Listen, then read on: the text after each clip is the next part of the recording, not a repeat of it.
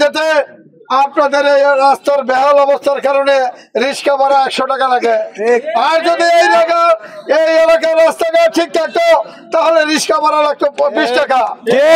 আজকে দেখেন ওই সরকারের প্রেতাত্মাররা আজকে এলাকায় নাই, তারা এলাকায় সন্ত্রাসী কাজ কাম করেছে, মানুষের রাস্তাঘাট করে নাই, মানুষের জমি জমা দখল করেছে, মানুষের বিচার করে টাকা খেয়েছে। বিএনপির কোন নেতা কর্মী আমি চ্যালেঞ্জ করে বলতে পারি আজকে আমরা প্রায় এক মাস 100 বছর আমাদের হয়ে গেছে, আমরা ক্ষমতা না থাকলেও আমরা এলাকার নেতৃত্ব দিচ্ছি। আজকে আমাদের কোন নেতা কর্মী আজকে বিএনপির নাম ভেঙে কারো জমি দখল করে নাই, কারো কাছে এটা বিএনপি করতে পারে না, এটা বিএনপি জন্ম দেয় নাই, বিএনপির শিক্ষা এটা না।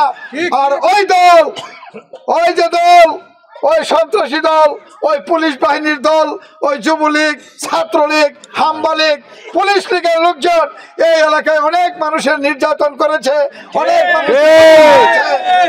আমি আপনাদের উদ্দেশ্যে বলতে চাই, আমরা রাজনীতি করি এলাকার মানুষের জন্য, আমরা রাজনীতি করি এলাকার উন্নয়নের জন্য, আমরা এলাকায় রাজনীতি করি এলাকার রাস্তাঘাট, বিদ্যুৎ, পানি, গ্যাস নিশ্চিত করার জন্য, শিক্ষা প্রতিষ্ঠান করার জন্য, মসজিদ, মন্দির, স্কুল, কলেজ করার জন্য আমরা রাজনীতি করি। আজকে দেখেন আমরা যারা এই এলাকায় রাজনীতি করি, আমাদের কোন পরিবার পরিজনের লোকজনরা কোন অবৈধ কাজ করে নাই, কারো মাথায় লাঠি দেয় না, কারো কাছে চাঁদা চায় না, কোন রকমের অন্যায় অত্যাচার এলাকায় করে না।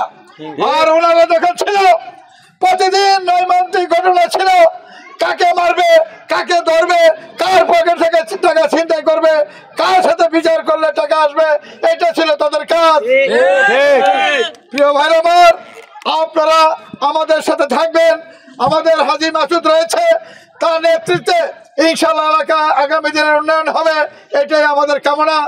আমি আর বক্তৃতা দীর্ঘায়িত করতে চাই না, আপনারা আমাদের সাথে থেকে আগামী দিনের পথ চলায় বেগম খালেদা জিয়া এই দেশের প্রধানমন্ত্রী হবে, তারুণ্যের অহংকার তারেক রহমান এই দেশের রাষ্ট্র পরিচালনার দায়িত্বভার গ্রহণ করবেন।